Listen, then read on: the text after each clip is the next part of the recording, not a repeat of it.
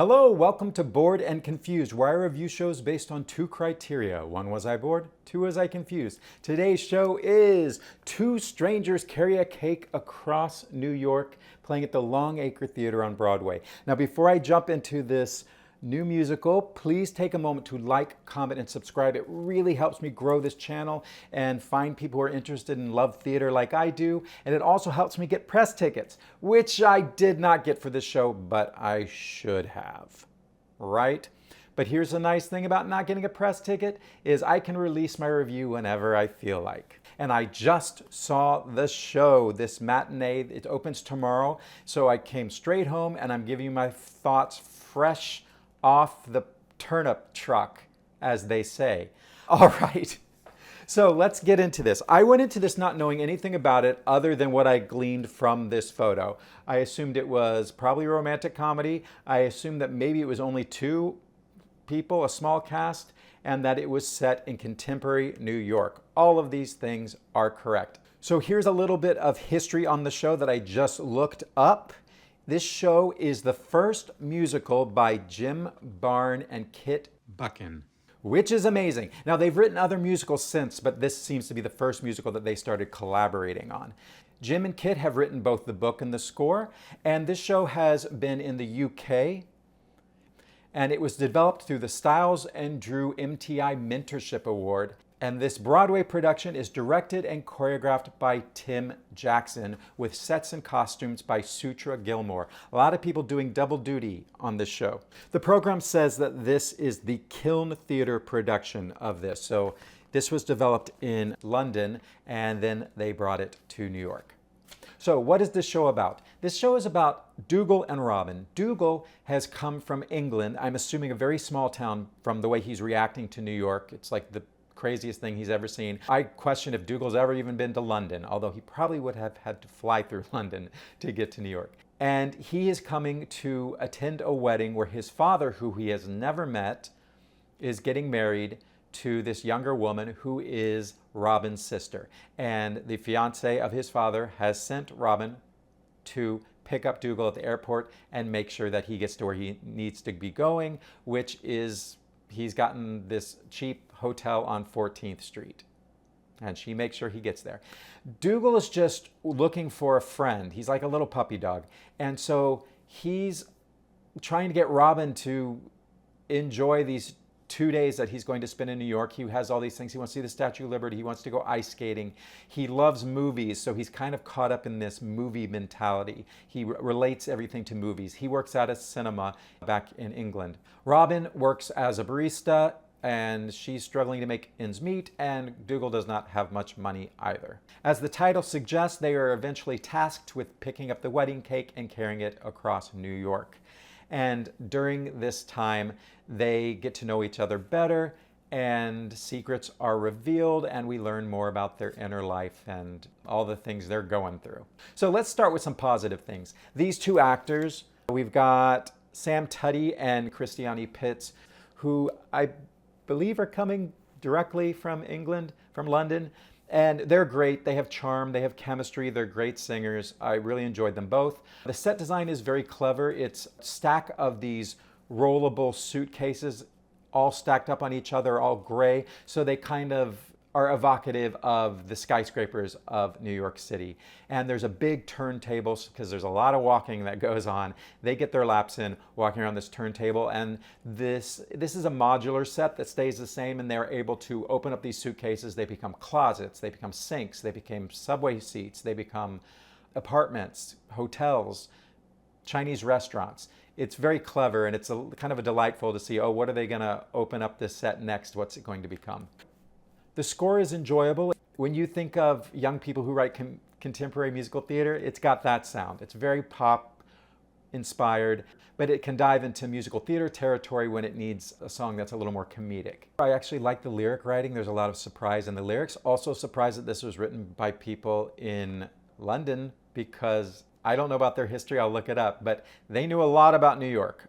They actually have a lot of humor too with Dougal mixing up New York facts with other cities in the United States. As you may know if you've seen some of my other reviews, I don't like sentimentality, and I think this show does a pretty good job of steering clear of it, although it does really dive into a lot of expected rom-com tropes. So some things that didn't quite work for me is in a traditional kind of rom-com or musical theater piece, you have boy gets girl, loses girl, gets girl. Usually he will lose the girl at the end of the first act and then get her back in the second act. The first act mainly consists of Dougal chasing after Robin. He's really wants a friend, maybe a romantic interest. It's kind of hard to read him on this, and she's not interested at all. But it does seem like she is interested in guys because she is on Tinder or some app where you swipe, and so she is looking and he helps her out with that. So it's kind of like, are they friends? Are they romantic?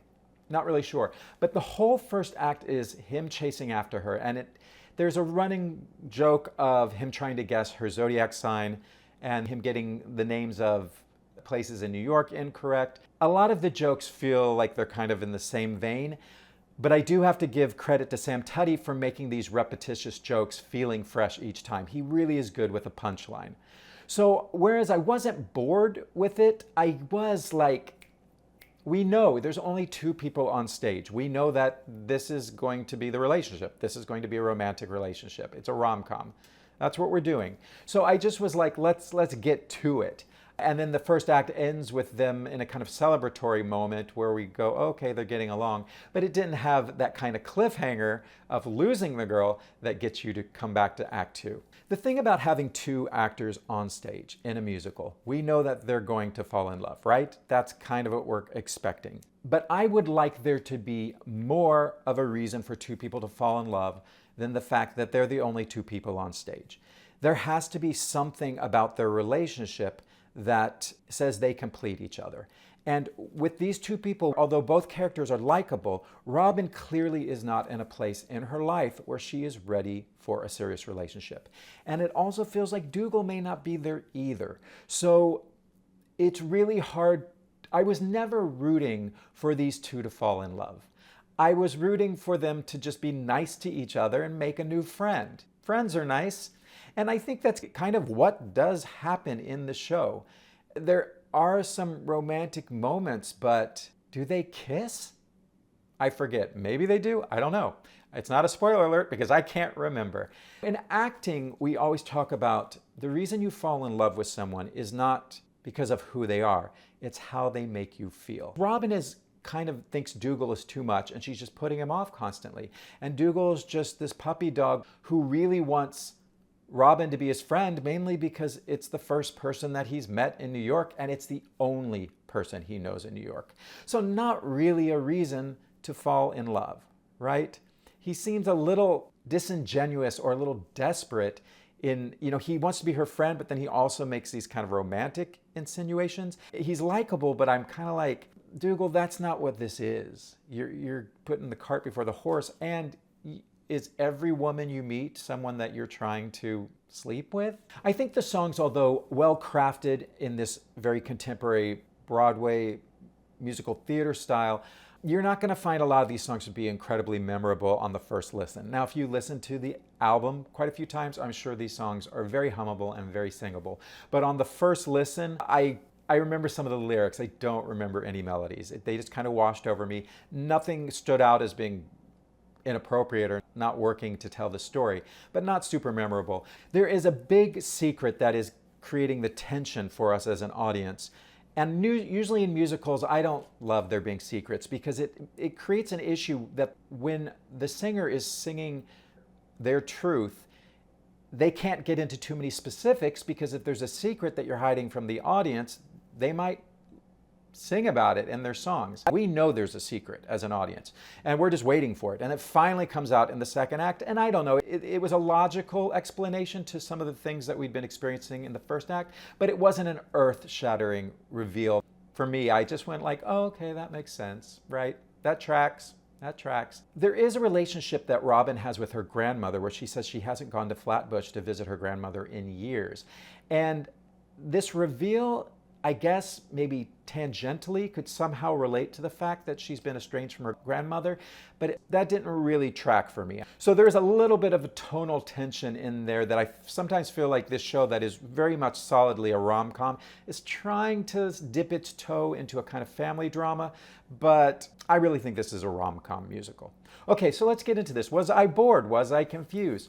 No, I wasn't bored because although there was a repetition to the jokes and this dynamic between the two of him trying to get her to do something with him and her putting him off, but then him finally finding a way to get her to come along. Although it was repetitious, I feel like the direction, the levels, the way they use the turntable, the surprises of opening the suitcases, the way that Sam Tutty and Christiani Pitts added some nuance and made it feel different, that kept me engaged. But I was ready for things to move on.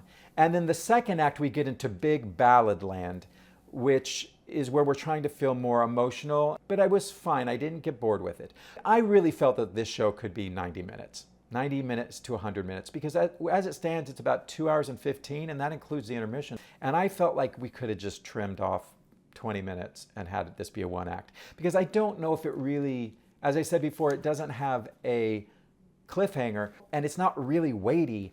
I just felt like, let's keep this light. A lot of rom-com movies are only 90 minutes, so I was like, let's get through this faster. Was I confused? Only a little bit. The biggest confusion I had is I didn't understand Robin's relationship with her grandmother, and I didn't understand why she was estranged from her.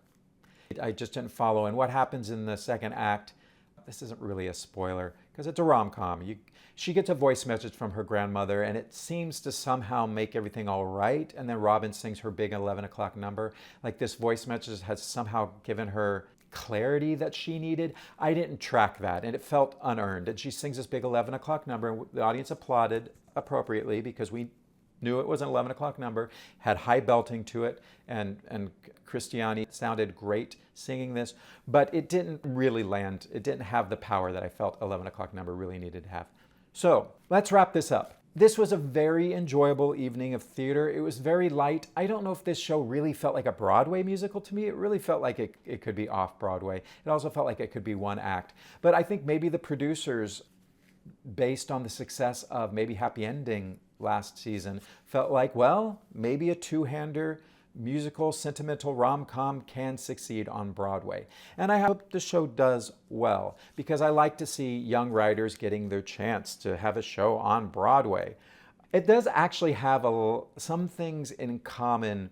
The character of Dougal has a lot of things in common narratively with Oliver in maybe Happy Ending. But their relationship to each other is reversed in that Dougal is the puppy dog and Robin is the one who's saying no, no, no. And that was the opposite in maybe Happy Ending, which you can watch my review on that. I actually did it twice because I was not on the bandwagon, but I came around a little bit on my second review. Anyhow, I just got off. All right, so why should you go see this show? Look, if you like maybe Happy Ending, if you like rom-com musicals, if you like meet-cute stories, then I think this will give you what you want. So, where can you get tickets? Well, I got lucky and I won the lottery, and let me tell you, the tickets, thank God, were not in the balcony. They were in the orchestra. They're all the way over on the edge, at least mine was, and it was a great seat because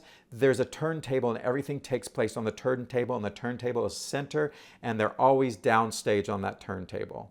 I think anywhere you sit in this theater, you're not going to have sightline problems. It's all downstage and center. As I've said before about this balcony in the Longacre, it does have the poles. The poles you have to look out for. They don't obscure your view, but they're like 4 inches wide and they just make you have to go, which is annoying. Something tells me this is not going to be the big hit that maybe Happy Ending was. The direction isn't quite as exciting as Michael Arden's, that set design for maybe Happy Ending, and it doesn't have the novelty of the robots and being from Korea and having the jazz element.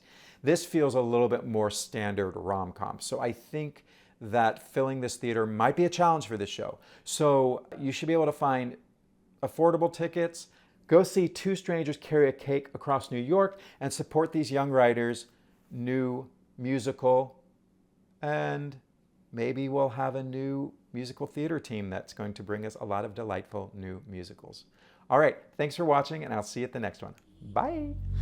Don't wanna drift away, wanna stay inside the play. Keep me engaged, keep me amused with what's in front of me, 'cause I don't wanna be bored and confused.